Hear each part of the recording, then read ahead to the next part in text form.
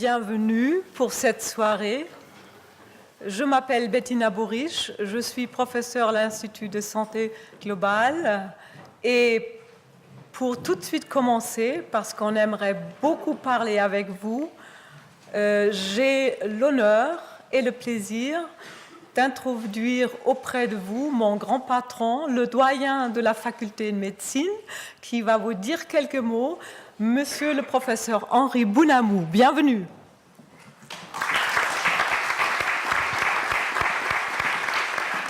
Merci beaucoup, Madame Borisch, merci Bettina. Alors, au nom de la faculté de médecine de l'Université de Genève, j'ai le privilège, mais surtout le grand plaisir de vous souhaiter une très cordiale bienvenue ce soir pour partager commentaires et réflexions autour d'une thématique extrêmement importante et universelle, comment développer un monde plus sain. Pouvons-nous promulguer dans ce but une charte globale pour la santé publique? Ce n'est pas un hasard si ces questions se posent aujourd'hui et ici. Aujourd'hui parce que plus que jamais, la santé est une préoccupation universelle. Ici parce que l'Université de Genève et sa faculté de médecine ont une longue tradition d'ouverture sur le monde. Non seulement par tradition, mais aussi pour la faculté de médecine par son attachement à sa ville, elle-même symbole d'universalité. Je ne citerai ici pour témoignage que la création ici même en 1919 de la Croix-Rouge internationale, et après tout, universalisme. Jean Calvin, fondateur de notre université il y a 465 ans, n'était-il pas français de Picardie? Et Karl Vogt, l'un des fondateurs de la faculté de médecine en 1873, n'était-il pas allemand de Gießen? Et hier soir, au collège des professeurs de la faculté, mon regard a croisé tant de collègues français, allemands, britanniques, espagnols, italiens, j'allais presque dire suisse-alémaniques, que l'universalité de ma faculté m'a paru tout à fait indiscutable. Plus spécifiquement, la faculté de médecine entretient de nombreux liens officiels et personnels avec les organisations internationales, gouvernementales et non gouvernementales dans le domaine de la santé publique et de la santé globale. Et ce n'est pas un hasard si, en 2013, l'Institut de médecine sociale et préventive, une appellation peut-être un peu surannée, est devenu l'Institut de santé globale, tout en solidifiant les liens entre cette structure et l'école romande de santé publique. Il s'agissait d'approfondir les actions locales en santé publique, tout en les transposant résolument au niveau mondial. Ces actions s'inscrivent aussi dans l'enseignement prégradué de notre faculté, avec des stages organisés en fin de troisième année, ce qu'on appelle l'immersion en communauté, et un fil rouge tout au long des études, permettant ainsi de colorer le diplôme de master en médecine en lui conférant une mention de santé globale. Elles s'inscrivent aussi dans toutes nos actions dans le domaine des maladies virales émergentes, avec la création toute récente d'un centre entre les hôpitaux universitaires et la faculté de médecine, centre des maladies virales émergentes, mais également dans l'enseignement postgradué et continu en action humanitaire et dans nos liens avec des organisations comme le CICR, MSF, la DDC à Berne, et cette liste ne prétend nullement à l'exhaustivité. Pour toutes ces raisons et pour d'autres encore que mentionneront dans un instant le professeur Antoine Flao, le directeur de l'Institut de santé globale, et la professeure Bettina Borisch, membre de ce même institut, je me sens parfaitement légitimé à vous souhaiter une cordiale bienvenue et surtout une réunion animée, utile et fructueuse. Excellente soirée. Merci.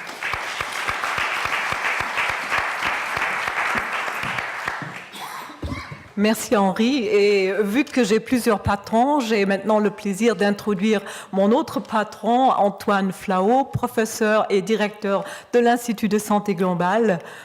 Bienvenue Antoine.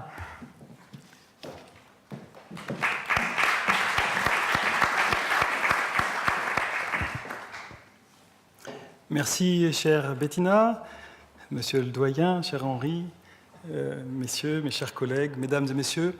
Je suis vraiment très honoré, très heureux aussi aujourd'hui de pouvoir introduire cette conférence publique sur la santé globale. Voilà, l'Institut de santé globale, dont doyen a rappelé l'origine et la fondation, qui est très récente et qui succède à cet Institut de médecine sociale et préventive. Donc, créé en 2014, l'Institut de santé globale, aujourd'hui, s'occupe de plusieurs domaines, en fonction d'ailleurs des préoccupations, nos préoccupations des Genevois, du canton de Genève, préoccupations de la Confédération, et puis, parce que c'est la santé globale et parce que l'on est à Genève, les préoccupations internationales. On s'occupe d'épidémiologie du cancer. Le registre genevois des tumeurs est une des composantes historiques de cet institut. On s'occupe aussi des dépendances, dépendance à l'alcool, dépendance au tabac. Je salue d'ailleurs un de mes collègues ici, un collègue de Berne, qui est un très grand apôtre, défenseur de la cause contre les dégâts et les ravages du tabagisme dans notre pays, mais également dans le monde entier aujourd'hui. On a aussi une action sur le domaine de l'environnement et de la santé. Jean Simos en est le représentant ici et vous en reparlera. On s'occupe aussi et on est préoccupé par le respect des droits humains en santé.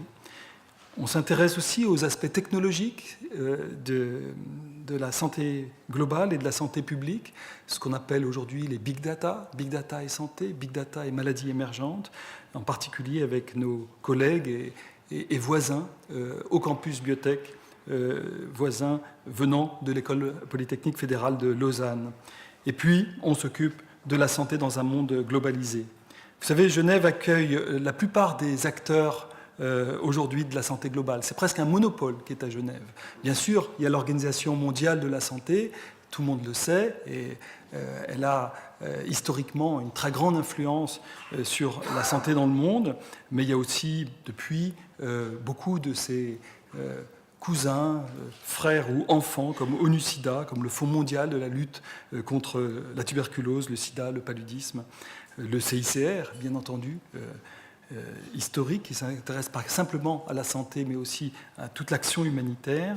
Gavi, moins connu peut-être de certains d'entre vous, mais qui est une alliance, un partenariat public-privé avec aussi les fabricants de vaccins pour permettre à tous les peuples du monde de bénéficier de ces énormes progrès thérapeutiques. FIND, qui est un peu la même chose, mais pour les diagnostics, pour qu'on puisse avoir des diagnostics un peu partout dans le monde, ces diagnostics qui, dans nos hôpitaux, permettent de gagner un temps précieux lorsque l'on est malade. Et puis des organisations non gouvernementales comme MSF, qui est très connue et qui a son siège ici à Genève, tellement active, tellement précoce, tellement à l'alerte, à chaque fois qu'il y a une crise sanitaire. Et d'autres ONG, des fondations. Et puis, un réseau que l'on oublie parfois de citer, peut-être certaines personnes ici en sont des représentants, c'est ces 140 missions permanentes des Nations Unies, auprès des Nations Unies, de tous les pays membres de l'OMS. Pas exactement tous les pays, il y a 194 pays membres de l'OMS, mais ils sont tous représentés ici et ils sont ce trait d'union entre leur gouvernement et ces grandes organisations, pas uniquement de la santé, mais notamment de la santé. Et c'est très important parce que Genève est un lieu unique au monde de convergence de 194 ministres de la santé. Ils étaient là la semaine dernière. Vous avez vu pavoiser les pavillons, les drapeaux de l'OMS sur le pont du Mont-Blanc, à côté du drapeau de Genève. C'est vraiment unique au monde et c'est une occasion absolument magnifique d'un débat sur la gouvernance de la santé mondiale. Or, ce débat, il bouillonne, il s'agite autour de nous, dans la Genève internationale. Nous y sommes à côté. L'Université de Genève, la faculté de médecine, nous a localisés au campus biotech, cet endroit magnifique avec l'École polytechnique fédérale, et on est l'oreille, si je puis dire, mais aussi la voix de l'université, et on essaye d'être la voix de la ville et le canton de Genève pour ces organisations internationales. Donc aujourd'hui, vous allez avoir des représentants de cette Genève internationale, des personnes qui étaient tous présentes, plus ou moins, parce que le bouillonnement est extrêmement dense, on ne peut pas assister à tous les débats, mais qui vont essayer de vous rapporter, parce qu'on s'est dit, c'est un devoir de l'université de rapporter ces débats, ces enjeux majeurs qui ne concernent pas toujours la santé des Suisses, qui peuvent concerner la santé des Suisses aussi et qui concernent la santé de tous les citoyens du monde. Voilà. Donc je crois que je vais m'arrêter là pour repasser la parole à l'animateur de notre débat de ce soir. Je vous souhaite à tous, en tout cas, des échanges très profonds, très approfondis et très bons sur la santé globale. Merci de votre attention.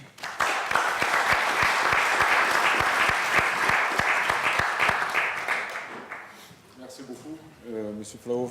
Je m'appelle Jamil Chad, comme Monsieur le doyen a dit, pour animer cette conférence. C'est mon travail, on va essayer de le faire.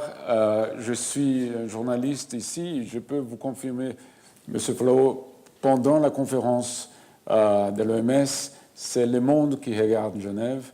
C'est sûrement un intérêt très grand des médias partout au monde. Donc c'est vraiment une chance d'avoir une ville avec cette conférence, avec tous les ministres qui passent, mais bien sûr les spécialistes, beaucoup plus des fois avec contenu que le propre ministre. Mais c'est une autre chose. Avant de passer la parole, c'est important de dire que cette conférence est réalisée par l'Université de Genève en alliance avec WFPHA. On remercie bien sûr l'Université de Genève. Et je voudrais bien sûr introduire Madame professeure Bettina Boric, professeure de l'Institut de santé globale et Executive Director of WFPHA. Madame, la parole est à vous.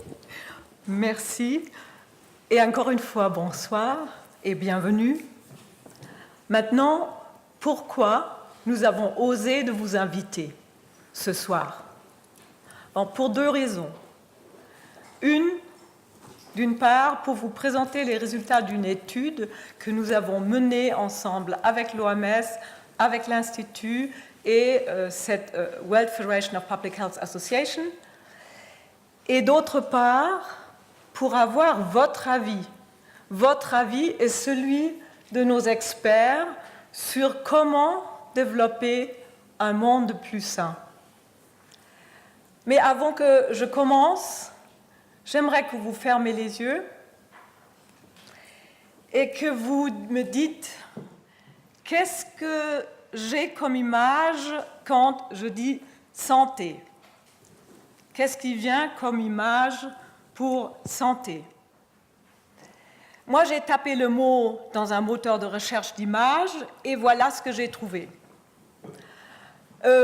Médecin, patient, et il est clair que nous sommes ici plutôt sur le versant maladie, soins et guérison.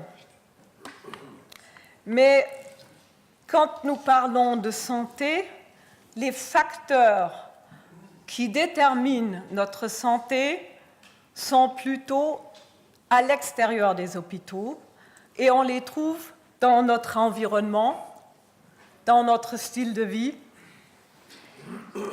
et en plus petite partie dans notre bagage génétique et en toute petite partie dans la possibilité que nous avons comme accès aux soins. L'air que nous respirons, l'eau que nous buvons, le salaire que nous recevons, les moyens de transport que nous utilisons ont une beaucoup plus grande influence sur notre santé, je ne parle pas de maladie, que le petit hôpital qui pourrait se trouver au coin de rue. Les domaines que je mentionne sont multiples qui influencent notre santé. L'économie, la législation, l'environnement. Et ces domaines se chevauchent. Donc nous sommes obligés de quitter nos cases, nos petits secteurs et travailler en commun.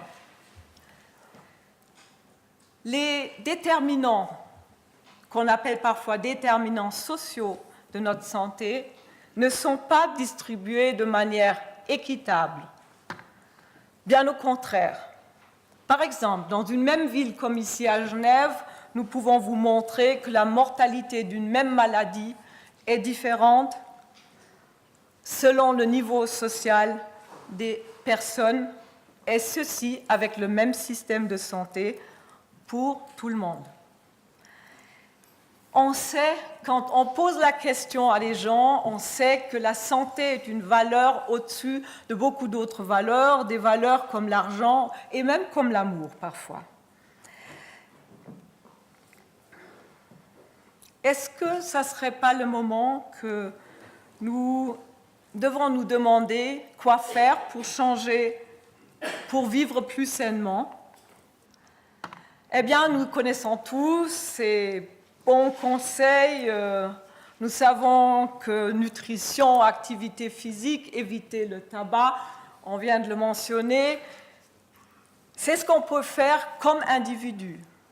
Mais pourquoi moi, comme individu, ou vous, ou quelqu'un d'autre, a tellement de mal à vivre sainement? C'est parce qu'il y a les autres facteurs qui déterminent. Et c'est des facteurs parfois indépendants de ma propre volonté. C'est ces déterminants de ma santé qui sont ici locales et qui sont aussi dépendants de la situation globale. Nous sommes ainsi liés étroitement avec notre santé individuelle à des situations globales. Mais alors, si j'ai un impact sur ma petite santé, est-ce que j'ai un impact sur les facteurs à l'extérieur de moi-même? Peut-être que certains de vous ont dû traverser le pont du Mont Blanc, pensant aux votations de ce week-end. Une traversée de la rade, une décision urbanistique peut avoir un impact important sur la santé. La pollution, le stress, les moyens de transport, l'écologie et d'autres facteurs, et ainsi sur notre santé. Mais ceci veut dire que moi-même, en tant que citoyen, je peux dire quelque chose. J'ai un mot à dire dans ces décisions qui sont les grands déterminants de la santé. Et c'est donc plutôt une activité citoyenne et politique avec laquelle nous pouvons influencer le style de vie, le monde dans lequel nous vivons, pour nous, pour d'autres et pour des générations futures. La Fédération mondiale des associations de santé publique, la World Federation of Public Health Associations, a entrepris, comme j'ai dit, une étude avec l'OMS et avec l'université pour savoir comment sont gérées ce genre de questions dans d'autres pays. Et puisque nous sommes bien conscientes que les maladies et que les états de santé sont aussi globalisés, ce ne sont pas seulement les marchés financiers et les virus qui sont actifs globalement et qui ne respectent pas les frontières des pays, mais c'est d'autres facteurs aussi.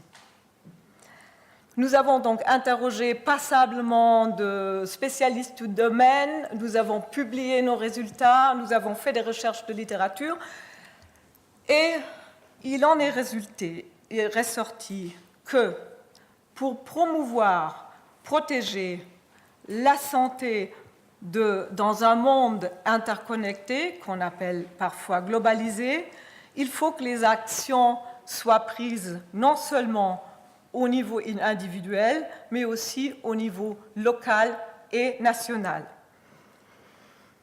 Et ensuite, que toute décision prise au niveau international, par exemple TTIP, soit toujours regardée par rapport à leur impact sur la santé. Petite parenthèse, qu'est-ce que c'est TTIP? Je pense que vous savez que depuis 3 ans, des négociations pour un traité de libre-échange entre l'Union européenne et les États-Unis sont en cours, et c'est connu sur l'acronyme TTIP. Ce traité va être le plus grand accord commercial jamais conclu parce que l'Union européenne et les États-Unis seuls comprennent 50% du commerce mondial. Ce traité aurait des conséquences sur tous les services, sur quasiment tous les secteurs. Il faudra donc avoir une analyse des effets aussi sur la santé. Mais parenthèse fermée, revenons à notre étude. Qu'est-ce que nous avons conclu en bref? Et le bref, c'est une charte que nous avons appelée Charte globale pour la santé du public. Pourquoi du public? Parce que la santé, c'est nous tous, vous et moi, comme le conducteur de bus, comme, je ne sais pas, tous vous là, c'est nous, c'est vous, et donc nous avons voulu dire du public. La charte demande les conditions cadres qui sont nécessaires pour pouvoir faire ce que j'ai évoqué, la protection, prévention et promotion de la santé. Et quand on revient à l'exemple des votations et la traversée de la rade, pour pouvoir faire quelque chose, nous avons besoin de l'information. On doit nous fournir ou nous devons avoir accès à une information juste et correcte. Comme j'ai dit, quels sont les impacts sur la santé. Ensuite, nous devons avoir la capacité, la compétence, donc beaucoup va dans l'éducation, pour gérer cette information et la traduire finalement dans ce que nous appelons advocacy, le plaidoyer. Aller avec 2-3 autres et dire, nous, alors dans notre quartier, on aimerait que dans le parc, voilà, il y a des installations pour faire du sport, par exemple. Et tout cela n'est possible que quand il y a une bonne gouvernance. Les dirigeants politiques de ce monde se rendent aussi compte de plus en plus qu'un monde stable et économiquement productif n'est possible sans une politique de santé globale. D'ailleurs, par exemple, dans le dernier G7 à Elmau, la santé était un des sujets.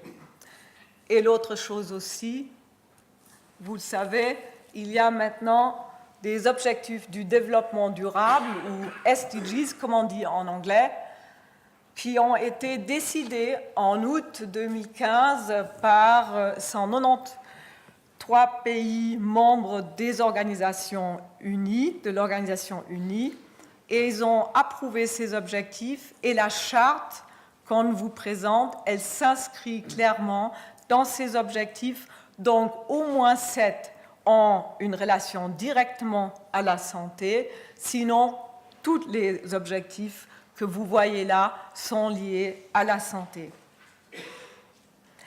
Notre charte propose donc le cadre dans lequel une telle évolution, pour ne pas dire éventuellement révolution, pourrait se produire. J'aimerais conclure ici par une petite citation pour l'avenir. On ne suit pas l'avenir, on le fait. Et j'espère qu'après avoir échangé avec vous et nos experts, que nous pourrons éventuellement dire « Keep calm and start a revolution ». Merci beaucoup.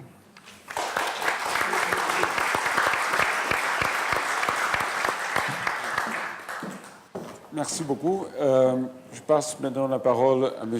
Edward Kelly. Il est le directeur du Service Delivery. Je ne suis pas sûr comment faire la traduction de ça en français. Oui, et aussi le leader de Health System Recovery for Ebola Response Efforts at the WHO.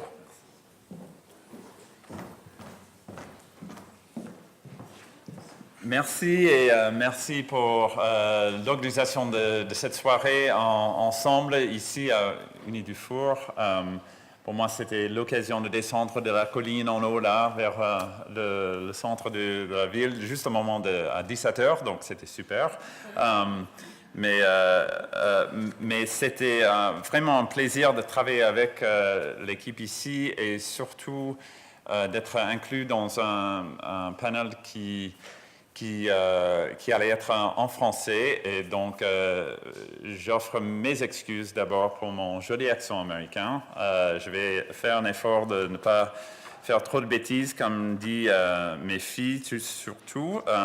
Dès que j'ai dit que je ne vais pas être avec vous ce soir pour le dîner, parce que j'ai un discours à faire, ils ont dit « Ouf, c'est pas en français. Hein. » J'ai dit « Ah ouais, c'est en français. » Ils ont dit « Ok, bonne chance là. » Mais de toute façon, je vais essayer peut-être juste d'ajouter au discours de Bettina sur le fait que, bon, disons, l'OMS, c'est connu comme l'organisation pour la santé du monde. Donc, c'est-à-dire, c'est plus ou moins connu comme une organisation visée sur la santé publique. Mais dans la discussion, je vais en parler dans 2 instants, très brièvement, d'une résolution. Et l'OMS, pour ceux qui ne connaissent pas très bien, fonctionne comme une grande organisation législative. C'est-à-dire que chaque année, on a notre Assemblée mondiale qui vient de se passer il y a 2 semaines, où tous les États membres, parce que tous les pays sont connus pour nous comme États membres, pas plus, sont réunis ici et on discute beaucoup de choses. Il y avait une résolution et chaque sujet est traité par une résolution s'il y a une décision à prendre ou bien quelque chose à discuter entre nous, où il y a un rapport. Donc, sur ce sujet de santé publique, il y avait une résolution introduite par la Finlande, soutenu par autres États membres. Et puis, c'était sur le renforcement de la santé publique, juste dans le même sens que cette charte qui vient d'être présentée très bien par Bettina. Et il n'y avait pas un département qui levait la main pour dire que non, ça c'est à nous. Donc, ça, pour moi, c'était un exemple de comment la santé publique et le business, entre guillemets, de tout le monde, qui veut dire qu'il y a le business de personne. Donc, c'est là où cette charte est très, très importante pour moi. On a parlé pendant l'Assemblée mondiale sur cet aspect de gouvernance et mon collègue Rudiger Kreft, qui travaille avec la Fédération globale, a bien dit pendant la discussion là-bas. Mais je crois qu'il y a aussi cet aspect opérationnel et je vais souligner juste quelques petits mots sur ces choses-là. Donc, parlons les fonctions essentielles de la santé publique. Et pour nous, tu ne peux pas traiter un sujet sans le réduisant à un certain nombre de choses et toute une charte et tout un document et tout ça. Donc, on est en bureaucratie quand même. Et les fonctions essentielles de la santé publique, c'est pas un nouveau concept. Et donc la charte ne dit pas des choses qui sont complètement de nouveau, mais c'est la façon de simplifier qui est révolutionnaire. Et je suis d'accord avec Bettina sur ça. En existence depuis au moins 30 ans, ils sont là, ils se réfèrent entre guillemets à un ensemble d'activités fondamentales qui portent sur les déterminants de la santé. Qui protège la santé de la population et traite les maladies. Donc, ça veut dire que tout ce qui était bien décrit, les aspects-là de Bettina, ils sont adoptés et officiellement appliqués dans différentes régions de l'OMS. Mais il n'y a pas un document à l'OMS qui dit, voilà les 9 fonctions essentielles de la santé publique. Il y en a à Euro, notre bureau régional de l'Europe. Il y en a dans le bureau des PAHO, Pan American Health Organization d'Amérique, mais il n'y a pas un document pour l'organisation maintenant. Donc, mais en 1997, nous avons fait une revue qui a identifié un ensemble de 9 fonctions plus ou moins. On a consulté toute une gamme d'experts sur ça, mais ça a fait une sorte d'information pour la résolution, qui, si vous voulez le trouver sur notre site, c'est EB 138,R5, qui est adopté et qui appelle à renforcer ces fonctions de santé publique pour soutenir la réalisation de la couverture maladie universelle qui fait partie de notre nouveau agenda sur les objectifs globaux, les SDG, comme on dit en anglais. Mais la charte mondiale, ça arrive à un moment très opportun avec cette nouvelle résolution et si vous le... Je ne sais pas si c'est à moi ou pas. Si vous le lire, vous le lisez ça, ça va... vous allez remarquer qu'il y a un certain nombre de lacunes importantes qui sont présentées dans la charte. Il n'y a aucun accord global sur quelle fonction ou quel service de santé publique. Il y a un manque de vocabulaire commun et aussi il y a peu d'efforts sur les politiques intersectorielles. Et ça demande, la charte demande un certain effort des organisations internationales et aussi des autres partenaires sur le consensus, sur la coordination et surtout sur les outils et applications. Et c'est là où nous, on travaillons surtout entre les systèmes de santé et sécurité de santé, où nous avons beaucoup de travail à faire. Je vais juste faire mention de deux petites choses là avant de terminer. Cet aspect des liens entre les fonctions essentielles de santé publique, le renforcement des systèmes sanitaires et tout ce système de régulation internationale de santé qui guide notre travail dans la sécurité de santé, c'est-à-dire sur l'investigation des épidémies dans ce contexte post-Ebola. On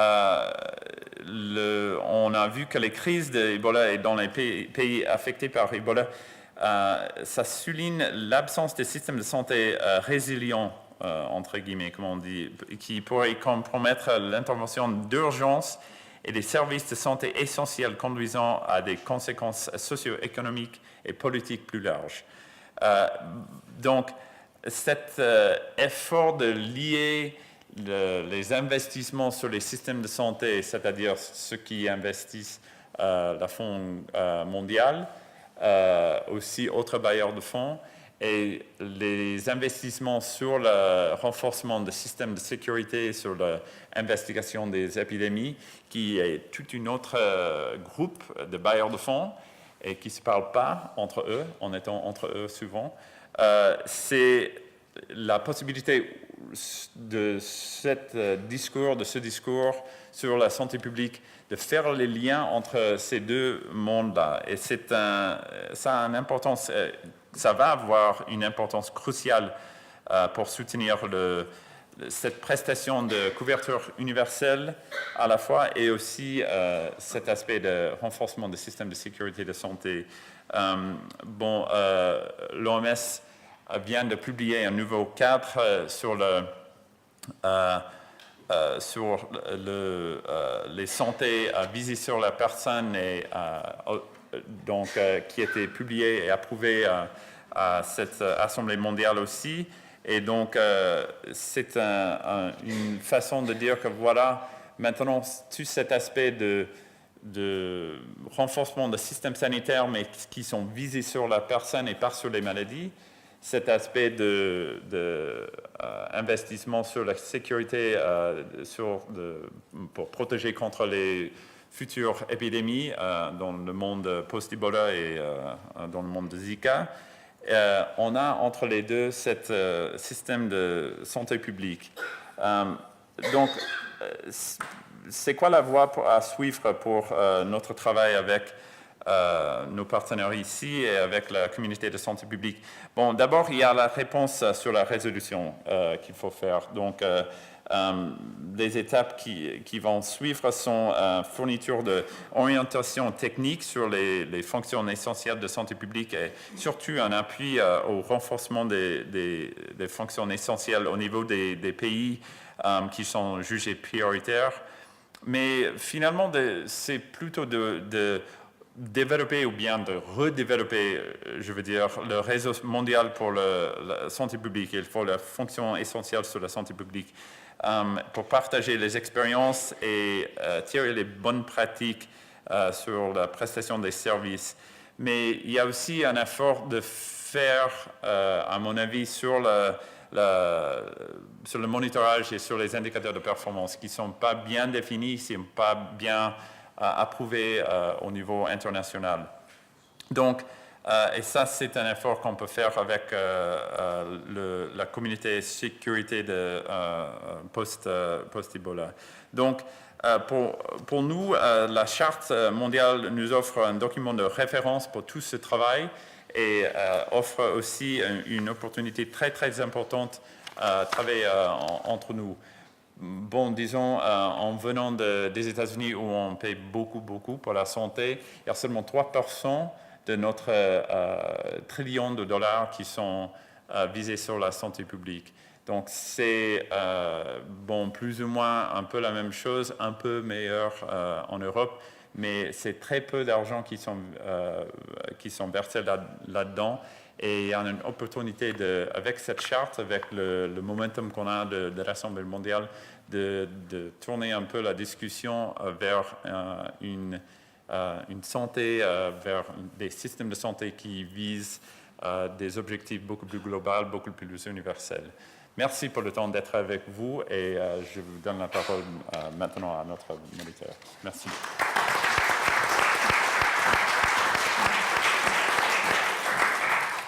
Bon, merci, M. Kelly.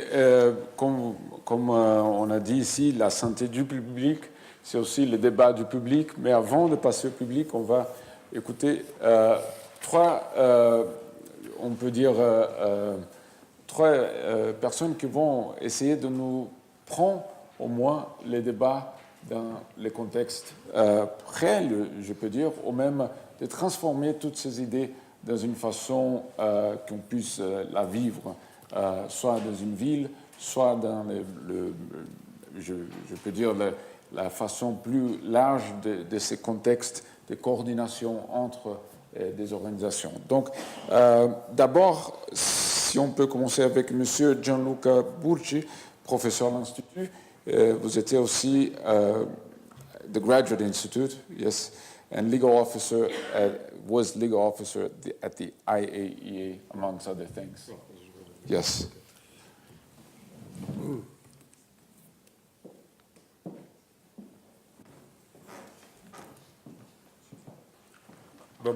Bonsoir, merci pour l'invitation.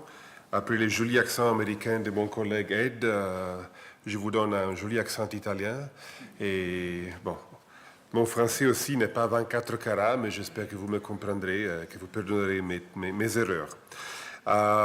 Petite correction, j'étais jusqu'il y a 3 mois le conseiller juridique de l'OMS. J'étais conseiller juridique pour 10 ans, mais j'ai travaillé à l'OMS pour 17 ans et 28 ans dans les systèmes de l'ONU. Maintenant, je suis professeur associé à l'Institut d'études internationaux et de développement et je travaille aussi dans un centre sur la santé globale. Quand on m'a demandé de faire quelques commentaires sur la charte globale pour la santé du public, je me suis demandé qu'est-ce que je peux contribuer, parce que je pense que parmi les orateurs, je suis le seul qui n'est pas médecin, qui n'est pas un spécialiste de santé publique. Je suis un juriste de formation et un juriste dans les organisations internationales.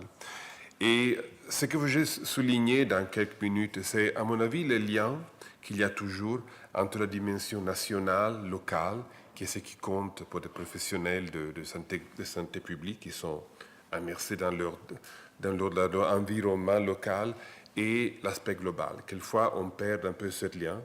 On regarde la charte, on se situe du côté de l'OMS, des Nations Unies, de objectifs de développement durable que le professeur Boris a mentionné. On se demande quel est le lien, quelle est l'importance, quelle est la relevance pour la vie quotidienne d'un professionnel de la santé publique.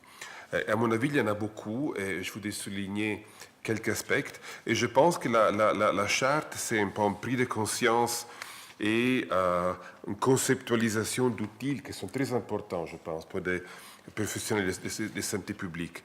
Mais quand je la lis, il y a peut-être cette dimension internationale de osmose entre l'aspect local et l'aspect global qui manque un petit peu. Et alors, je voudrais faire quelques commentaires et je voudrais utiliser les objectifs du développement durable, les ODD, utilisant cet acronyme, comme feuille de route pour faire quelques commentaires sur ça. À mon avis, c'est très important parce que la santé est devenue très politique. Bon, moi, comme je dis, là, je le vois du point de vue de l'OMS, qui est une organisation technique, mais est énormément politique aussi. Alors, j'apprécie plutôt l'aspect de gouvernement, l'aspect plus politique de la santé globale. Et je pense que les professionnels de la santé ne peuvent pas échapper de l'aspect politique de leur boulot, de leur profession. Ce n'est pas seulement une technique, c'est des outils techniques de santé publique. Il faut se confronter à des choix politiques très importants, très cruciaux, où la santé, à mon avis, n'est pratiquement pas toujours à une valeur, à un objectif primaire. Il faut toujours négocier avec des autres valeurs, avec des autres objectifs politiques, qu'il soit la finance publique, qu'il soit le commerce, qu'il soit la sécurité, qu'il soit l'environnement. C'est toutes des valeurs publiques qui créent comme un réseau d'intérêts dans lequel la santé doit trouver sa place, mais sa place doit être négociée, doit être gagnée, à mon avis. Alors, si je regarde les ODD, il y a quelques points qui me semblent relevants pour la discussion ce soir. Le premier est que quand on est passé des objectifs millénaires de développement approuvés par l'Assemblée générale dans l'an 2000, où il y avait 8 objectifs, mais 3 sur la santé. Et on disait la santé est vraiment à gagner. C'est la center place, la place centrale dans la discussion sur le développement.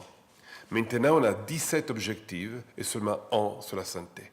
Et tout le monde dit, la santé a perdu. Pourquoi? Elle est moins importante, il y a des autres aspects qui ont pris sa place. Et à mon avis, ce n'est pas correct. Il faut apprécier que les 17 objectifs ne sont pas isolés, mais ils sont tous interconnectés.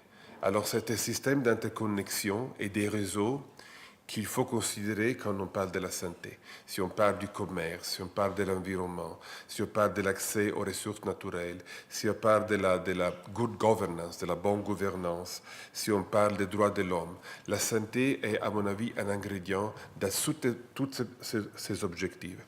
Alors, à mon avis, les professionnels de santé doivent être conscients de ces débats, de cette interconnexion, de travailler les réseaux pour faire sûr que la santé gagne et maintienne sa place. Mais ce n'est pas une question de qui a perdu et de qui a gagné. À mon avis, c'est une question de recalibrer, de regarder à la santé dans un contexte global, dans une façon différente. De façon, encore une fois, de négociation, mais qui doit être conscient de cette interconnexion, interdépendance entre tous ces objectifs qui représentent des valeurs politiques, socio-humaines également importantes.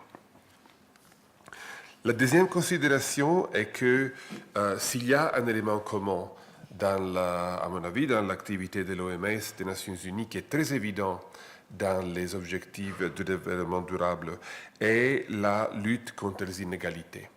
Ça, c'est quelque chose qui traverse tous les objectifs. Et la santé, à mon avis, a une importance primaire. Si on parle de réduction des inégalités et aussi de l'équité dans les pays et entre les pays. Et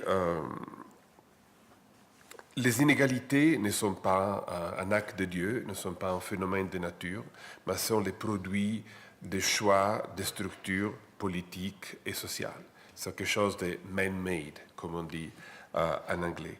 Et encore une fois, la santé est un déterminant important qui peut aider à diminuer les égalités, mais aussi un déterminant parce que quelquefois la mauvaise santé de la population est le produit d'une inégalité sociale et politique. L'OMS avait établi en 2008, je pense, 2006-2007, une commission sur les déterminants sociaux de la santé qui a fait un grand rapport qui a souligné ces points, que, si vous voulez, la structure d'une société a une importance primaire pour la santé de la population. Et que si on veut vraiment avoir des avances, des progrès durables dans le domaine de la santé, on ne peut pas simplement se concentrer sur les aspects, comme le professeur Boris a dit, des hôpitaux, si vous voulez, de soins de santé. Il faut être conscient de l'importance de la structure sociale d'une société. Et à mon avis, les professionnels de la santé ont aussi un rôle primaire, de prendre conscience de ça et d'être aussi des acteurs politiques dans leur domaine.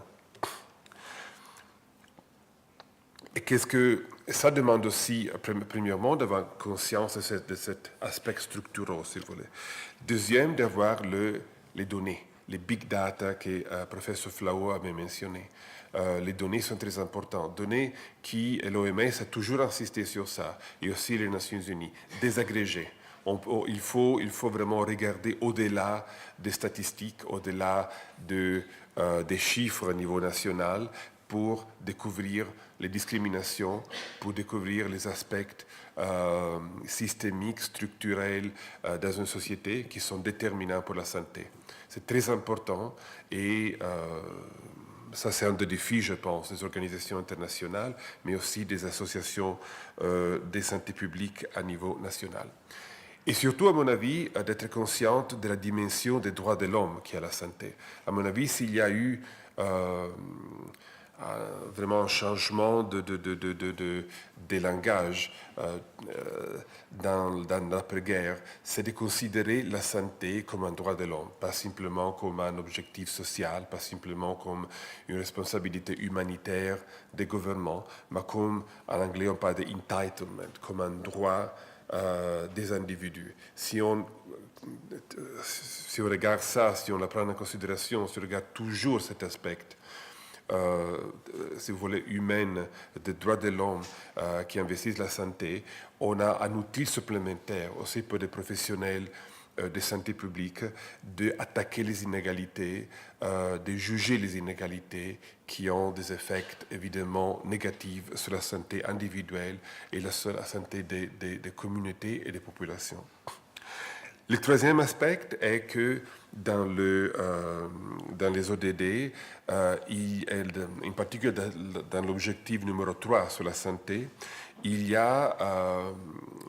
on se concentre beaucoup sur ce qu'on appelle la Universal Health Coverage, la couverture sanitaire universelle.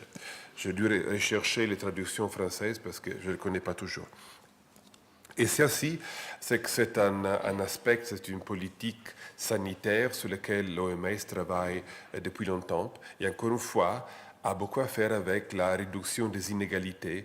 Le point que aussi dans les pays moins développés, qui ont de grands défis à niveau économique, à niveau financier, à niveau social et logistique, on peut assurer des soins minimal pour tout le monde. On peut assurer des services pas seulement curatifs, mais aussi de prévention qui attaquent les déterminants de la santé, qui peut réduire les inégalités, qui peut aussi travailler pour une meilleure équité à niveau national. Ça, c'est un point très important. Sur lesquels je pense que les professionnels de santé publique doivent travailler, ils doivent avoir conscience. Et ici, on voit très clairement, à mon avis, les liens entre, par exemple, le travail de l'OMS, qui n'est pas abstrait dans l'univers onusien, mais qui a des répercussions immédiates sur les outils que des professionnels de santé publique peuvent utiliser chez eux, dans leur système national. Dernier point, s'il y a un aspect qui est frappant, à mon avis, de la gouvernance contemporaine dans le domaine de la santé, mais dans plusieurs domaines, c'est la fragmentation et la compétition. Les juristes internationaux aiment parler de la fragmentation du droit international, le fait qu'il y a des règles sur le commerce, des règles sur les droits de l'homme, des règles sur l'environnement, des règles sur la santé, des règles sur la sécurité, et ils forment des régimes, si vous voulez, un peu parallèles, un peu séparés, et inévitablement en compétition pour les ressources, pour l'attention politique, pour l'engagement politique des leaders mondiaux et tout ça. Il y a une tendance à la fragmentation. La santé, à mon avis, participe à cette tendance, mais aussi en victime de la fragmentation. Parce qu'on retrouve la santé partout. Pas seulement la fragmentation, mais inévitablement un manque de coordination. Initiatives politiques à courte échelle, qui n'ont pas beaucoup de suivi, qui éparpillent des ressources limitées. Il y a une rationalité systémique, à mon avis. Et encore une fois, la santé peut jouer un rôle positif. Parce que si on considère, et ça c'est une leçon des ODD qui ont des répercussions immédiates à mon avis à niveau national, si on considère toujours la santé dans cette dimension d'interconnexion et des réseaux avec des autres valeurs, il n'y a pas un zero-sum game, il n'y a pas une compétition où il y a des perdants et des gagnants, mais il y a des complémentariétés, des synergies, des compromis à faire, mais qui peut, à mon avis, travailler pour une meilleure coordination à niveau national et à niveau international. Dans le domaine de la santé, dans les années 90, la première décade de ce siècle, on a vu centaines d'initiatives. Partenariats public-privé, initiatives sur des maladies en particulier, et à mon avis, c'est vraiment un peu irrationnel. Mais si on recherche ces liens communs, si on recherche cet aspect des réseaux d'interconnexion, qui est très évident aussi à niveau national, je pense qu'on peut travailler pour une meilleure coordination, pour une meilleure synergie, qui peut aussi réussir à avoir une utilisation plus stratégique des ressources financières qui ne sont pas illimitées. Les investissements dans la santé à niveau global sont multipliés par 10 en 10-15 ans, mais sont toujours limités, sont une goutte dans l'océan, comme on dit en anglais, quand on considère la magnitude des problèmes de santé à niveau global. Et dernière considération, qui est un peu en conséquence de ce que je viens de dire, à mon avis, c'est très important. 2 minutes, oui, bien sûr. 1 minute, c'est un défi. Très important que la santé à niveau global, à niveau national, se concentre sur ce qu'en anglais on appelle des public good, global public good, qui tient toujours en considération le fait qu'on produit et on distribue des biens publics qui demandent des interventions publiques, mais qui aussi ont cette qualité de ne pas être compétitive, de ne pas être exclusive. Qu'on peut partager.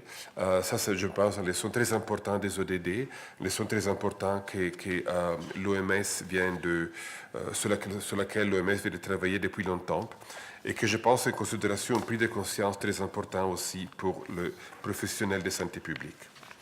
Alors, j'ai essayé de faire ce petit lien global, local, et j'espère que ça peut contribuer à la discussion. Merci beaucoup.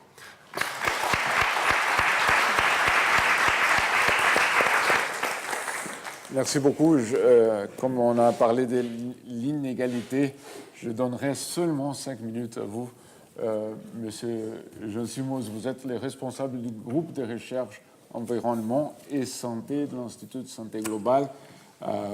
5 minutes, s'il vous plaît, monsieur. Merci beaucoup. J'assume cette inégalité. J'avais prévu 5 minutes de toute manière.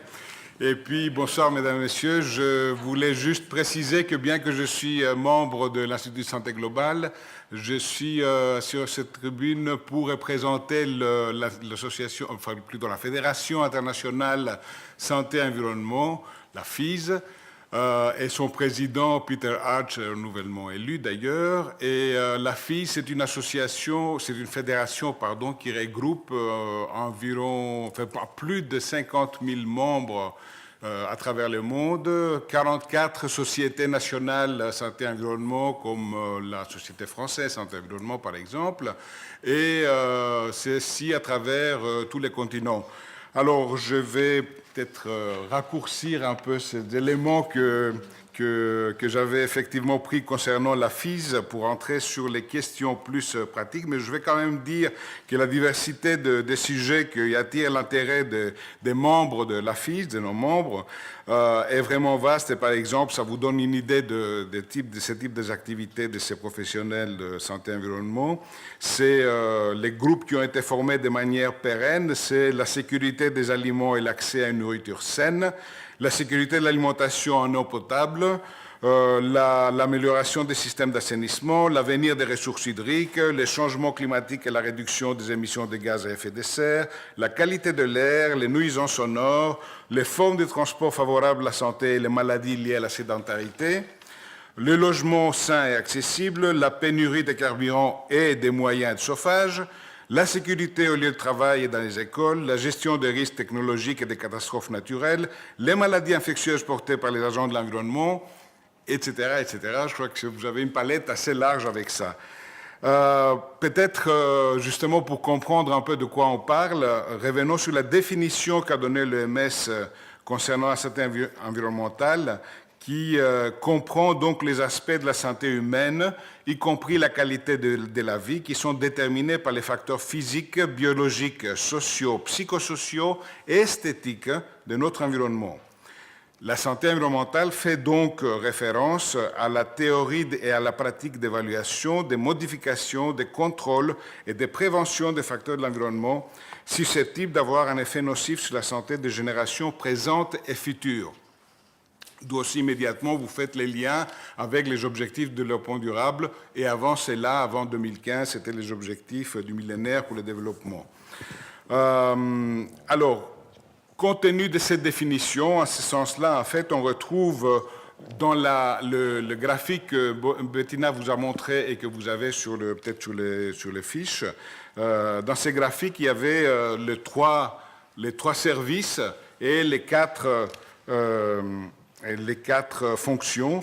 Alors, on retrouve en fait dans ces trois services génériques proposés par la Charte globale pour la santé publique les liens avec la santé environnementale. Par exemple, au niveau du service protection, plusieurs des thématiques que je viens de citer, comme la sécurité de la nourriture et l'approvisionnement en eau potable, en font naturellement partie. Mais aussi les évaluations d'impact sur la santé, qui ont été également mentionnées par, je crois, Bettina, qui sont des méthodes ou des processus qui nous permettent de façon prospective d'anticiper les conséquences potentielles sur la santé de la population de telle ou telle décision, comportent presque toujours une dimension environnementale. Et d'ailleurs, on vient de terminer aujourd'hui même une évaluation d'impact sur la santé concernant le développement de l'aéroport international de Genève, notre institut. Donc quelque chose qui vous montre les types des liens qui existent avec ces services protection. En ce qui concerne les services prévention, on retrouve notamment dans la prévention primaire de nombreuses interactions avec les questions environnementales. Néanmoins, c'est surtout dans le troisième cercle, en fait, dans le service promotion, que les déterminants environnementaux se placent dans une position centrale, en dominant par exemple ce qu'on appelle les milieux de vie, les settings en anglais. En effet, on sait très bien maintenant, car en plus on l'a documenté solidement que sur des données probantes, que c'est principalement dans les conditions de vie que l'on retrouve au travail, à l'école, à la maison, dans son voisinage proche, que se posent les bases d'une bonne santé. Et si c'est de ces principes qu'est né il y a 30 ans et dans les sillons de la Charte d'Ottawa pour la promotion de la santé, le mouvement Ville Santé diffusé dans le monde entier par l'OMS.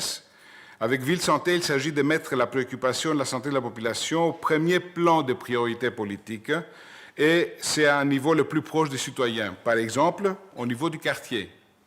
Ce qui a pour corollaire que les professionnels qui œuvrent dans l'aménagement urbain, dans le système de transport, dans la politique du logement et de manière générale à la conception et l'implémentation de toutes les autres politiques locales, deviennent, même sans en être pleinement conscients, des vrais promoteurs de la santé.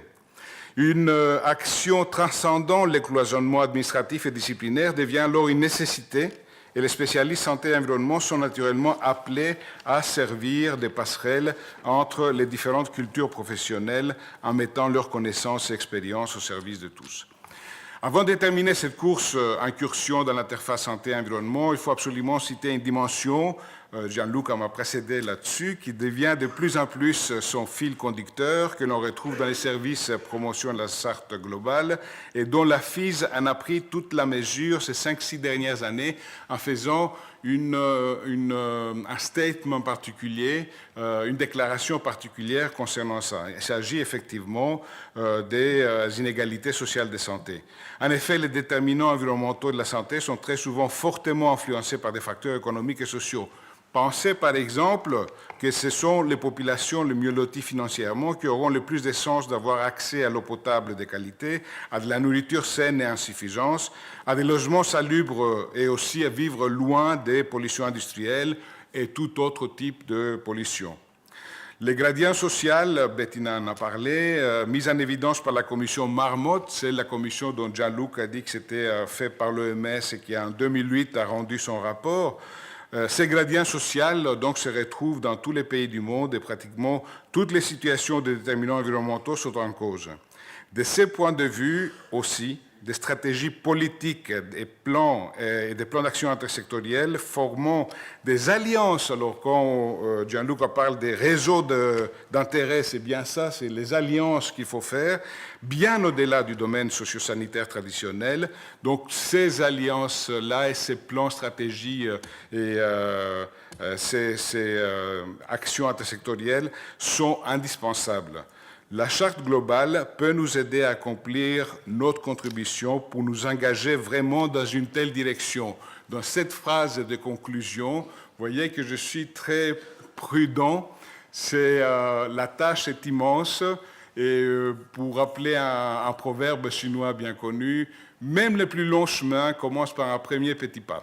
Voilà. Merci beaucoup.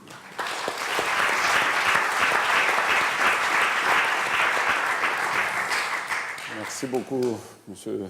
Simons. Maintenant, avec professeur Matthias Kliege, le directeur du Centre interfacultaire de gérontologie et des études de vulnérabilité. S'il vous plaît, monsieur, vous avez 5 minutes. Très bien, merci bien. Et comme je suis allemand, je vais utiliser ma nature disciplinaire, donc de garder ces 5 minutes. Donc, je suis là en tant que psychologue et en tant que directeur de Centre interfacultaire de gérontologie. Et dans ce contexte-là, je me suis posé la question comment on peut rendre ces jolies chartes un peu plus concrètes. Comment on peut en trouver des tâches pour nous, comme citoyens, à Genève, en Suisse, comme individus.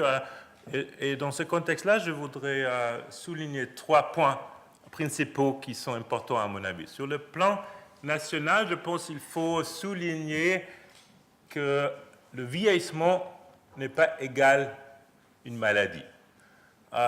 On lit beaucoup sur les défis de vieillissement, les changements démographiques. Donc, j'ai une question à vous. Donc, qui dans ces salles a plus que 60 ans? Qui se sent vieux? Ah, voilà. Donc, ceux qui ont moins de 60 ans. Voilà. Donc, le vieillissement n'est pas une maladie. Donc, ça, c'est un aspect assez important dans ce contexte-là. Donc, il faut activer des ressources des personnes âgées. Il faut activer des interactions intergénérationnelles pour vraiment commencer à communiquer sur la santé sur un plan national. Ça, c'est une chose importante à mon avis, donc battre l'agisme sur un plan national. Qu'est-ce qu'on peut faire? Quels sont les défis sur un plan local, ici à Genève? Donc, je suis relativement nouveau à Genève et je suis vraiment toujours très étonné quelles offres existent, donc quelles activités. Des discussions comme ça, des activités de l'UNI 3, Cité Senior pour nos clients, des seniors, il y a pas mal des activités. Mais maintenant, je parle au siège vide, donc les gens qui ne sont pas là. Qu'est-ce qu'on peut faire pour activer vos voisins, vos voisines, des personnes qui ne participent pas? Donc, il y a toujours plus ou moins les mêmes. Donc, peut-être vous êtes des clients un peu plus fidèles dans ces activités. Donc, il y a toujours les mêmes. Donc, mais qu'est-ce qu'on peut faire pour activer ceux qui ne participent pas, qui restent à la maison? Qu'est-ce qu'on peut faire pour les activer, de participer, de commencer à activer leurs ressources? Et sur un plan individuel, et maintenant je suis plutôt psychologue que spécialiste de santé publique, je pense que les facteurs individuels sont assez importants. Donc, qui a jamais vécu une situation au début de l'année, on a des intentions très fortes, je veux faire plus de sport, je mange moins, des choses pas très saines. Donc, qui a eu ça? La majorité probablement.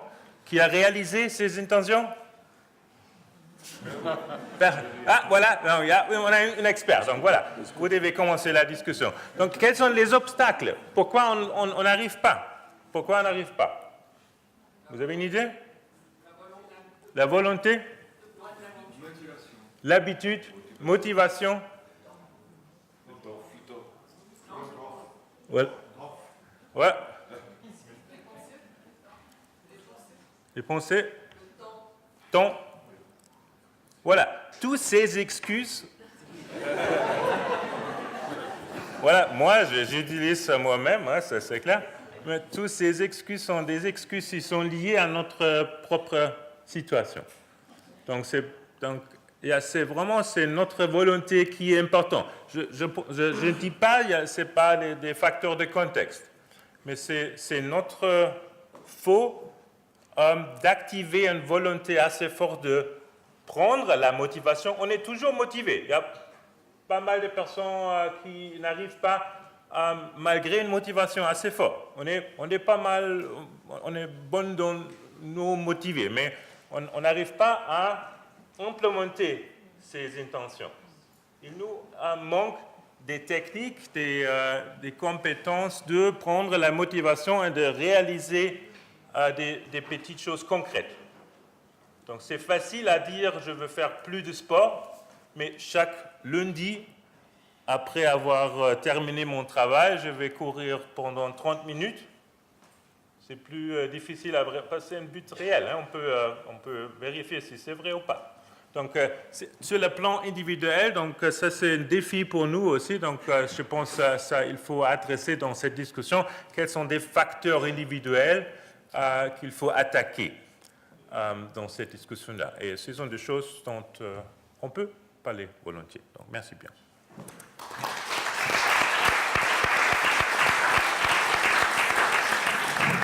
Très bien, merci beaucoup pour la précision élément. 5 minutes. J'ouvre la parole au public, s'il vous plaît. Je crois qu'il y a des micros les deux côtés de la salle.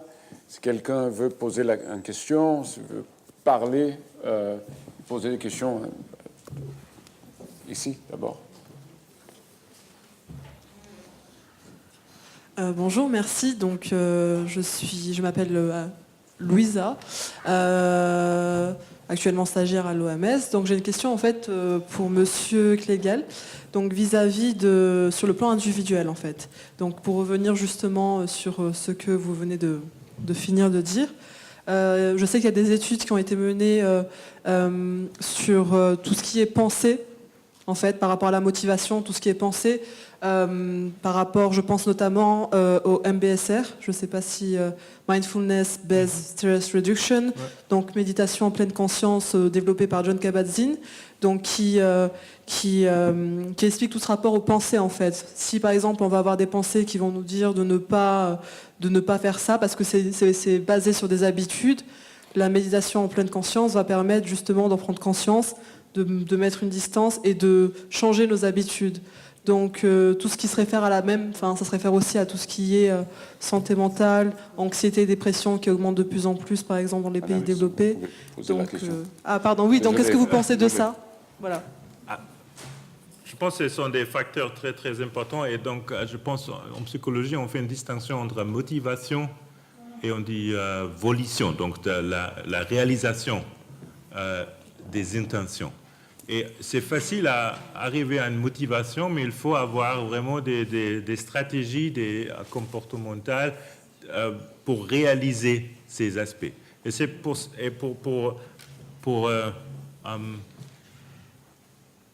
avoir cette capacité, il faut développer des stratégies pour rendre la différence entre l'intention et comportement plus petit. Et une chose, c'est certainement la manière avec laquelle on attaque des choses. Donc, si on pense que c'est plutôt moi qui est responsable, c'est plus probable. Si on pense que c'est un peu l'extérieur qui est responsable, c'est moins probable.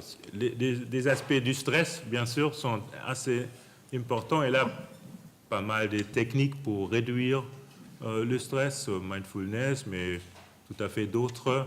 Donc, je pense que c'est une combinaison entre éducation, donc il faut avoir des connaissances, il faut avoir les faits, mais il faut avoir une certaine manière de pratiquer, de battre contre ces habitudes. Les habitudes ne peuvent pas vraiment supprimer comme ça. Hein.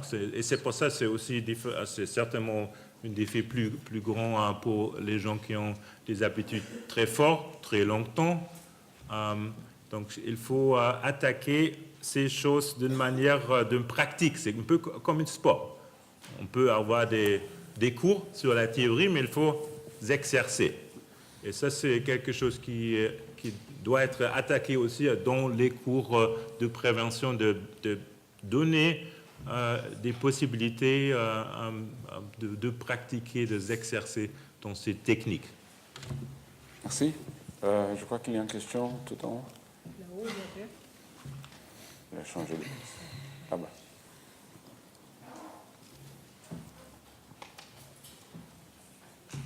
Bonsoir, je suis Nathalie Rechat. Ce qui m'a interpellée dans cette table ronde, c'est l'aspect qui se tourne sur la conscience des actions communes. Parce qu'à mon sens, il y a évidemment ce que Madame vient d'évoquer, qui est pour moi une évidence. Mais si je m'efforce de faire une petite chose pour moi-même, c'est déjà bien. Mais ce qui est, à mon sens, encore nettement plus pertinent, c'est si on arrive d'une façon beaucoup plus collégiale et interconnectée à réellement se comprendre.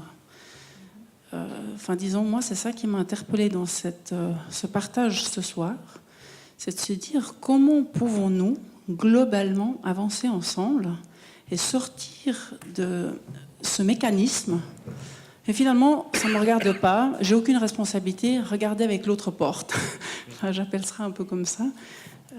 Moi, c'est ça qui m'a touchée. En fait, c'est comment pouvons-nous travailler ensemble, que ce soit au niveau des voisins, au niveau de ce qui se passe à mon travail, avec mes enfants, dans toute la société, au niveau aussi des organisations qui représentent notre pays.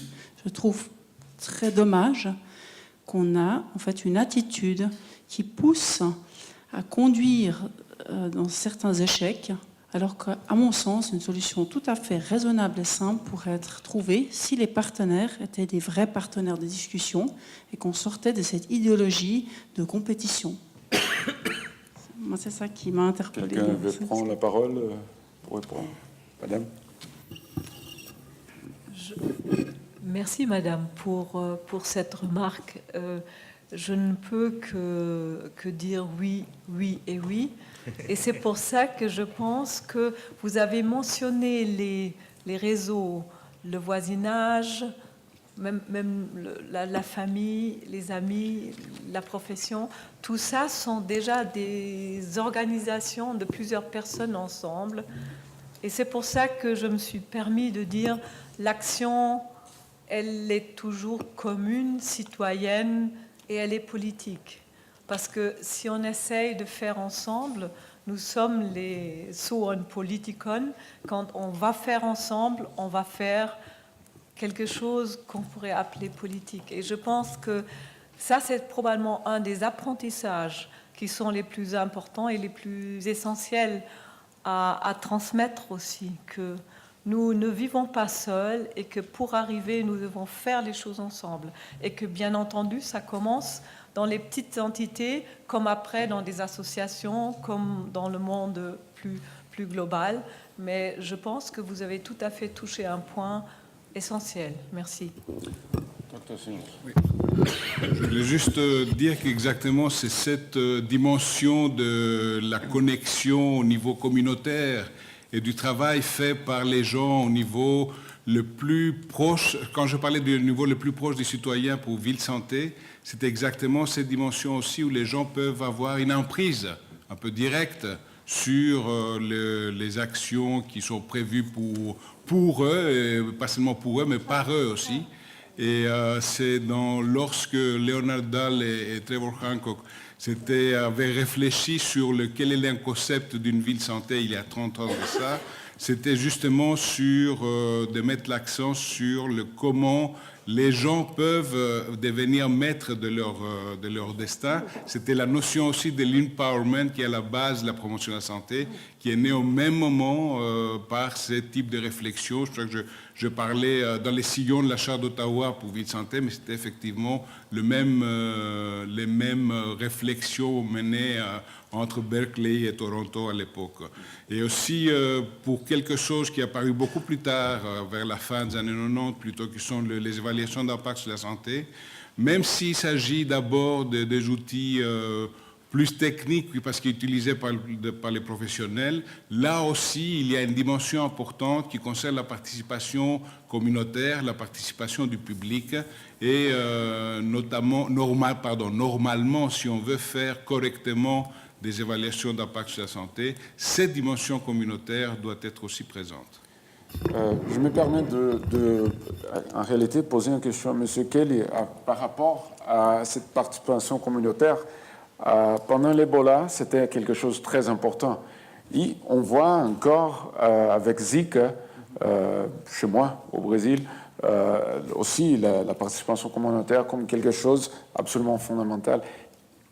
En quoi l'OMS a pris sur la question de participation communautaire avec l'Ebola qu'on puisse peut-être traduire dans une stratégie ou dans un système plus global?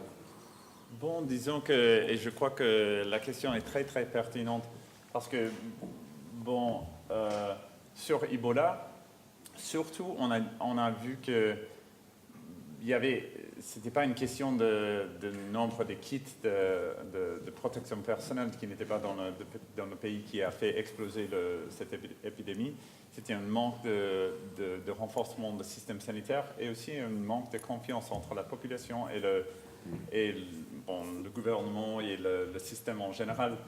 C'est-à-dire que dès qu'ils voyaient qu'il y avait des choses ne marchaient pas dans les établissements de santé, ils ne venaient pas. Donc, ils ne venaient pas même dans les endroits, les counties ou bien les régions où il n'y avait pas d'Ebola. Donc, ils ne venaient pas pour les accouchements, ils ne venaient pas pour les vaccinations. Donc, mais on voit, tu vois ça maintenant dans les autres pays, dans un contexte complètement différent, on peut dire.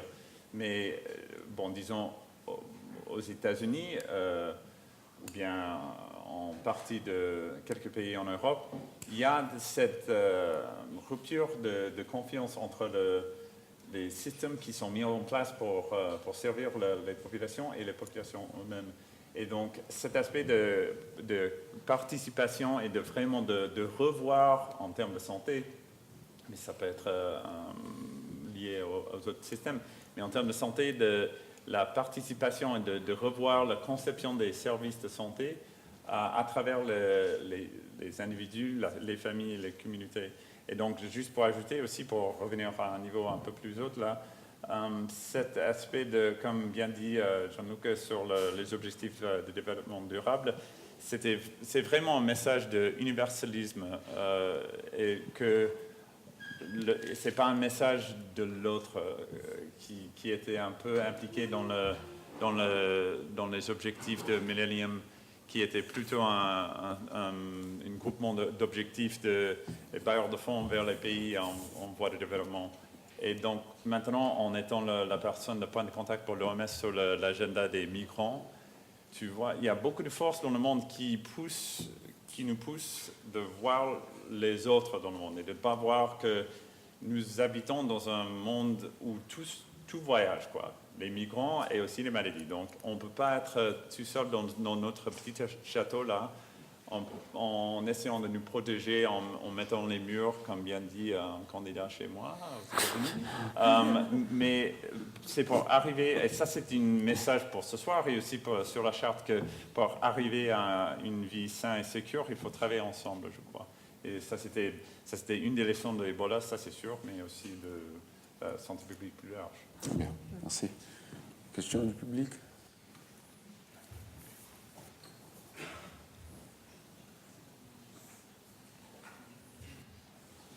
Sinon, je plains.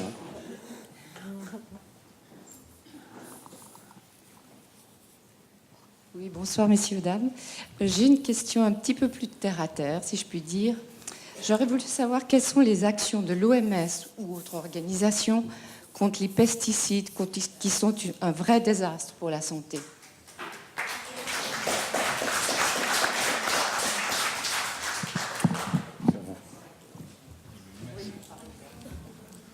Bon, comme notre conseiller juridique vient de quitter son poste il y a 3 mois, je crois qu'il n'a pas complètement oublié tout cela, mais je peux dire que moi je ne travaille pas dans ce domaine, donc je peux ajouter quelques mots, mais peut-être je laisse la parole à Jean-Luc et je peux ajouter quelques mots. L'OMS fait plusieurs choses. On a un système de certification des pesticides, parce que les pesticides seront utilisés quand veut, non, qui s'appelle HUPES, qui est un programme assez unique où les entreprises qui produisent des pesticides peuvent demander à l'OMS de faire une évaluation de l'innocuité ou des dangers de ces pesticides. Et ça a beaucoup d'effets pour la commercialisation de ces produits. Deuxièmement, on a un programme d'environnement et santé qui a un component d'analyse des effets des pesticides. Et troisièmement, un aspect très important, c'est la présence des pesticides dans la nourriture. Et il y a, comme peut-être vous savez, une commission qui s'appelle la Commission de Codex Alimentarius, qui est une commission jointe de l'OMS et de la FAO qui produit des standards pour la salubrité des aliments, de la nourriture. Et l'OMS fait des analyses scientifiques aussi sur les pesticides qui sont comme le input scientifique pour la production des standards alimentaires. Bien sûr, les standards sont toujours un peu un compromis entre la salubrité des aliments et le fait que si on veut avoir des pommes qui coûtent 2 francs, pas 200 francs, il y a des compromis à niveau des pesticides, à niveau des produits chimiques qu'on utilise pour la production de masse des aliments. Alors le défi est de trouver cet aspect de compromis. Que je sache sur les 3 aspects les plus importants de ce que l'OMS fait dans ce domaine. Voilà, donc comme relais peut-être de l'OMS au niveau national, il y a les sociétés nationales chaque fois santé et environnement là où elles existent, ou d'autres groupes de professionnels santé et environnement, qui relaient effectivement la position de l'OMS qui en principe reflète le consensus scientifique qu'on a en la matière, et peut-être aussi un peu plus libéré par rapport à la position de l'OMS qui doit faire ses compromis au niveau de la fixation des normes, puisque une norme, ce n'est pas la connaissance scientifique seulement, c'est aussi ce qui est techniquement faisable et ce qui est économiquement supportable. Et par rapport à cela, les sociétés santé et environnement peuvent se limiter uniquement aux questions qui relèvent des données probantes, des evidence-based, des données scientifiques. Et pour cela, au niveau des pesticides, par exemple, il y a beaucoup de débats qui ont lieu au sein de la Société française de santé et environnement, des débats qui sont ouverts au public aussi, avec des prises de position également. Et c'est quelque chose qui alimente également l'action que les gouvernements nationaux après, en l'occurrence, j'ai pris l'exemple de la France, ce que la France, le gouvernement français fait aussi en la matière, en étant un peu plus précurseur en Europe pour certains pesticides, en tout cas quelque chose d'actualité maintenant. Et on voit que d'un côté, on a la position de l'OMS, de l'autre côté, il y a la position de l'Agence européenne pour la sécurité alimentaire, qui ne sont pas tout à fait la même chose, et que le gouvernement français prend une position plutôt plus proche de l'OMS en l'occurrence. Monsieur ?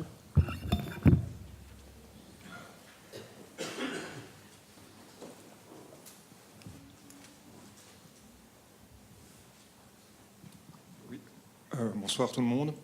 Je suis diététicien et je suis très content qu'on commence à aborder effectivement les problèmes d'une manière pragmatique. J'avais un peu l'impression que ce que vous avez dit est très intéressant, mais que c'était un peu on parlait un peu des travaux d'Hercule, hein, c'est-à-dire réduire la pauvreté dans le monde, amener de l'eau potable à tout le monde, supprimer la pollution. Bon, d'accord, c'est des grands projets, c'est des grands objectifs. C'est bien de les avoir, mais c'est vrai que si on met la barre trop haut, on risque finalement de rien faire. Alors, concernant les pesticides, d'abord, je pense que le prix des fruits et des légumes ne va pas doubler si on supprime les pesticides, c'est pas vrai. Et puis, en plus, il y a 10 fois plus de vitamines et de minéraux dans les fruits, on n'aura pas besoin d'en manger autant. Donc, je crois que c'est un faux problème. Et je crois que le problème économique, effectivement, est omniprésent. On ne peut pas passer au-dessus de l'économie.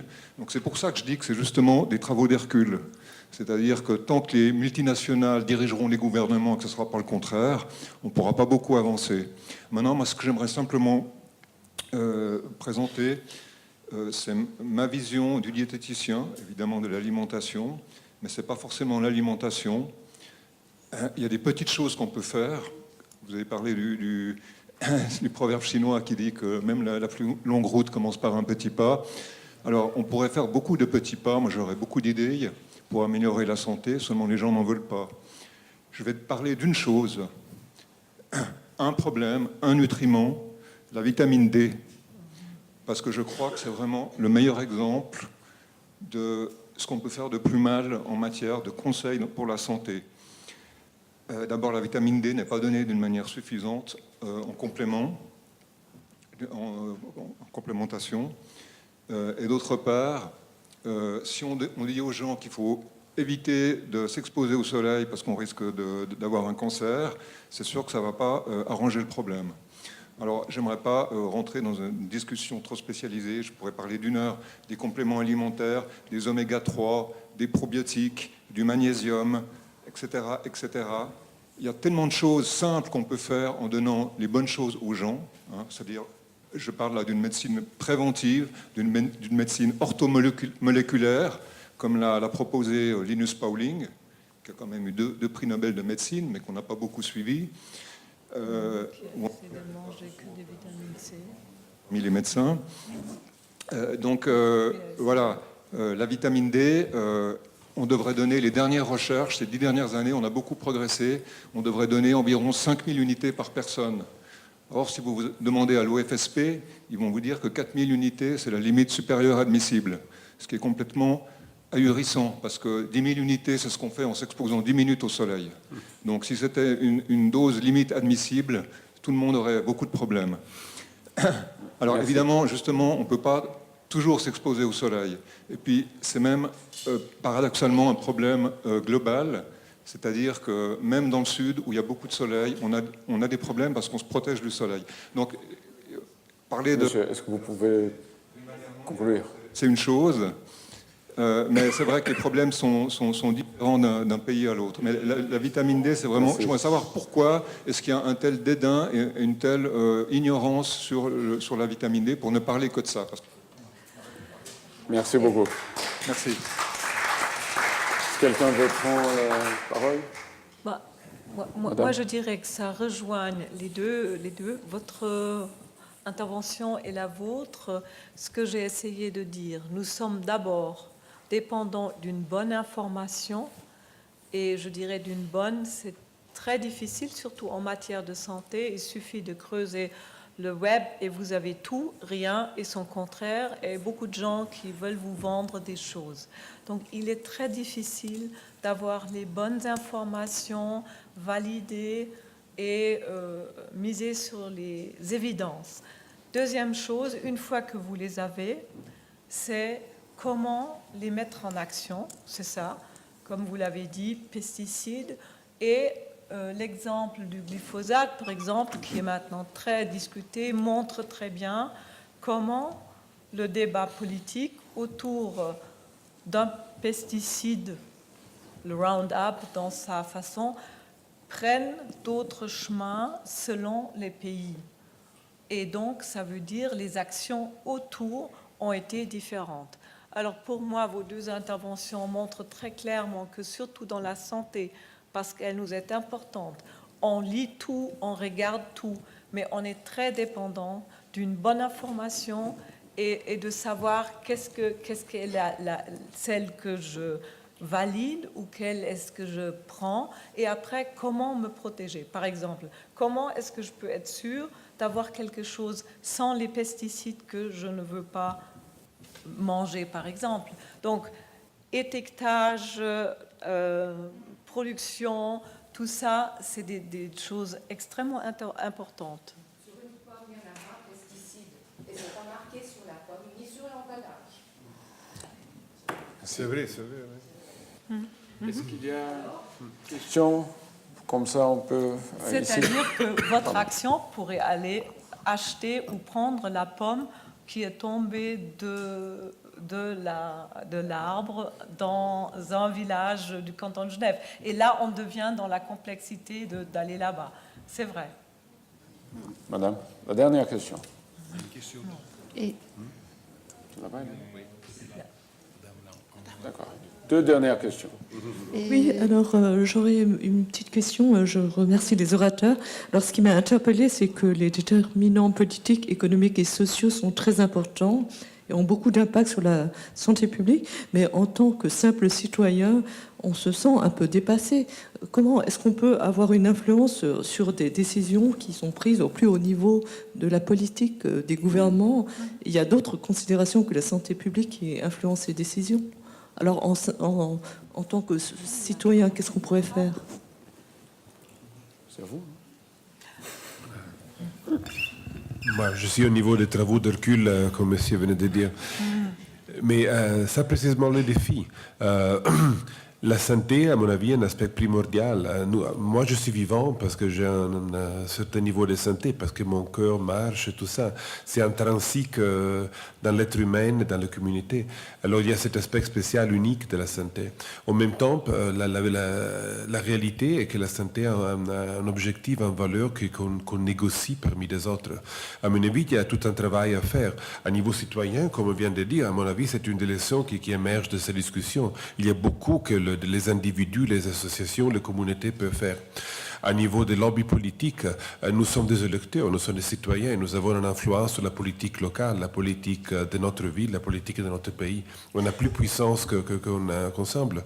Et ça, si on arrive à influencer le gouvernement, ça a un trickle-up effect dans les décisions de l'OMS, parce qu'enfin, qui décide dans l'OMS sont les gouvernements.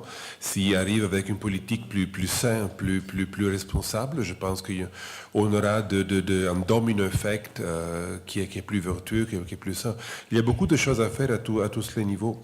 Mais, encore une fois, à mon avis, il faut avoir du réalisme et une conscience de la lutte qui nous confronte, parce que la santé n'est pas automatiquement les domaines, les valeurs qui va gagner.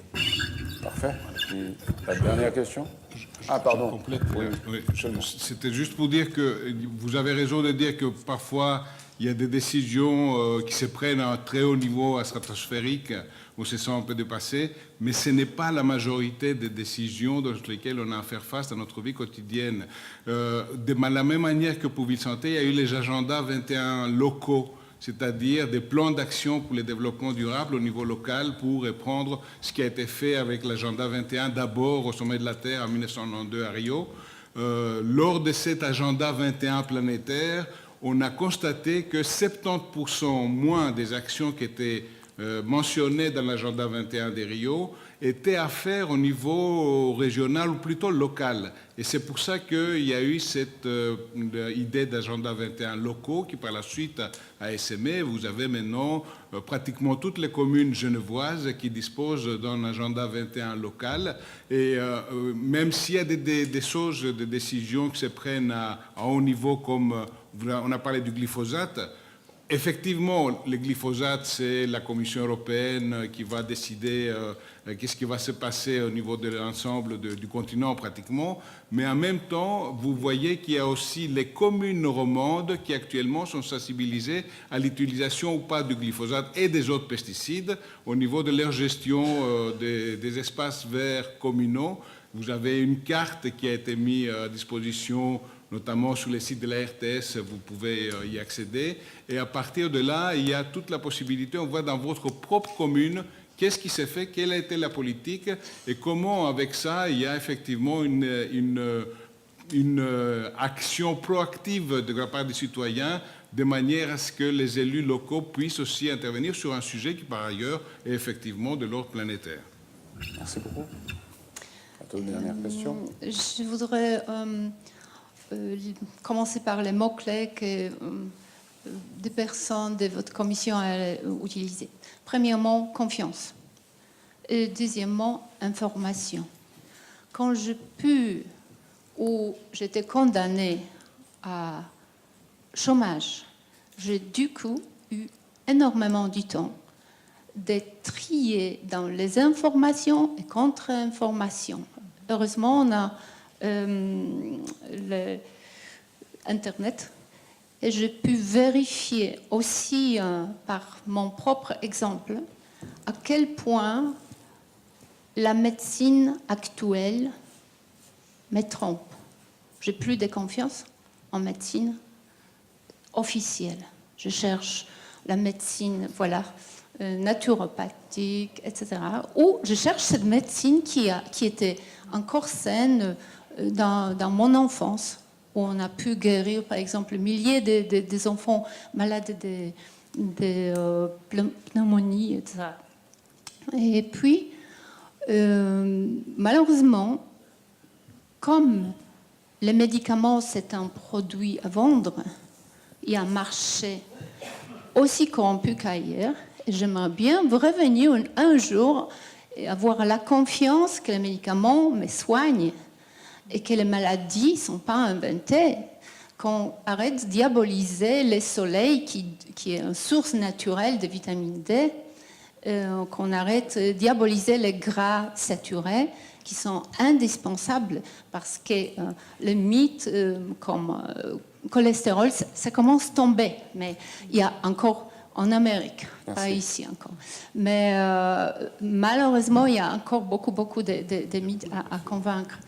Et en même temps, on fourre partout les sucres, les glucides, etc., qui effectivement empoisonnent la santé. Donc, santé, c'est quoi? C'est la question de choix d'information, du temps, mais du choix. Merci. Il faut être lucide, je crois. Qui peut le prendre, Monsieur Kelly.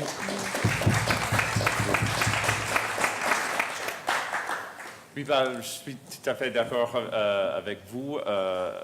Juste pour dire que,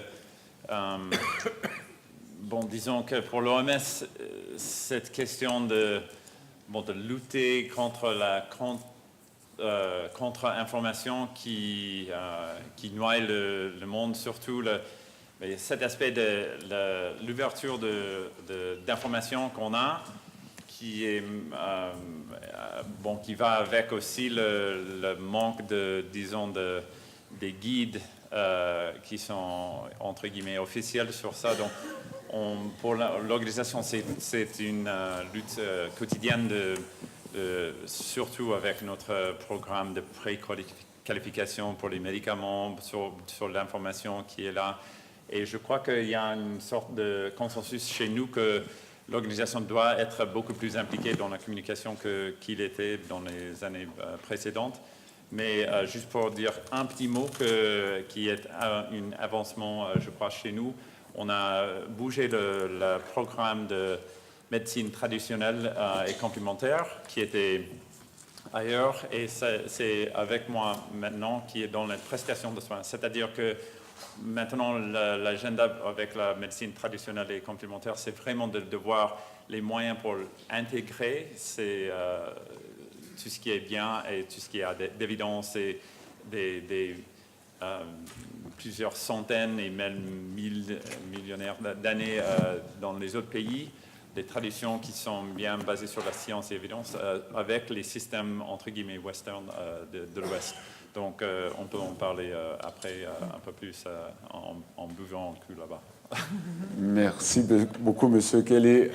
Pour terminer, et avant de passer la parole à Madame Boric, Je voudrais seulement vous dire que, bien sûr, il y a plusieurs questions qui étaient posées, plusieurs idées qu'on peut avoir une conférence sur chaque de ces idées qui ont été reçues ici. Je mets le point sur 4 ou 5 très brièvement. La santé comme une dimension politique, citoyenne, la place qui doit être négociée, la charte qui était, par exemple, adoptée par le Commonwealth. Il y a un document de référence. Maintenant, comment traduire ça avec des alliances? Il faut des alliances. L'OMS donne peut-être un signe de changer un peu le mandat, mais comment la nouvelle organisation va se passer avec des autres situations, pas seulement situation d'épidémie. Donc, quel est, on peut dire, les nouveaux chapitres de l'OMS? Finalement, la conscience de la question de l'inégalité sociale, je peux vous dire, je viens du Brésil, l'inégalité, on voit à la rue, d'une façon beaucoup plus forte qu'on peut imaginer. L'autre jour, il y avait des scientifiques qui disaient que pour aller aux Jeux Olympiques, on peut, pour éviter les Zika, on devrait éviter les quartiers pauvres. Sauf que cette personne n'était pas à Rio, parce que s'il connaît bien Rio, les quartiers pauvres sont dans les mêmes rues des quartiers riches. Donc c'est absolument impossible de dire quelque chose comme ça. Bon, l'inégalité comme une question à être très présent. Et finalement, les défis locaux et les défis individuels, comme vous avez dit, de marcher ensemble. Je donne la parole à Madame Boric pour faire la conclusion. Merci beaucoup. Merci, Monsieur Chad, pour ce résumé. Je suis parfaitement conscient qu'on n'a pas pu toucher à toutes vos questions, mais j'espère qu'on a évoqué quelques questionnements et idées. J'aimerais tout d'abord vous remercier, vous, pour avoir été là, pour avoir participé. Notre doyen, le professeur Bounamou, notre directeur, le professeur Flao, les membres ici, Dr Simons, professeur Kriegel, Dr Bourri et M. Kelly, d'avoir participé à ce défi qui n'est pas facile. Et j'aimerais surtout vous dire que pour moi, c'est très très important de vous avoir ici comme le public genevois, et j'espère qu'on peut en continuer lors de l'apéro, pour lequel j'aimerais vous vraiment très cordialement inviter maintenant, et je vous invite à applaudir tous ceux qui ont participé dans le public.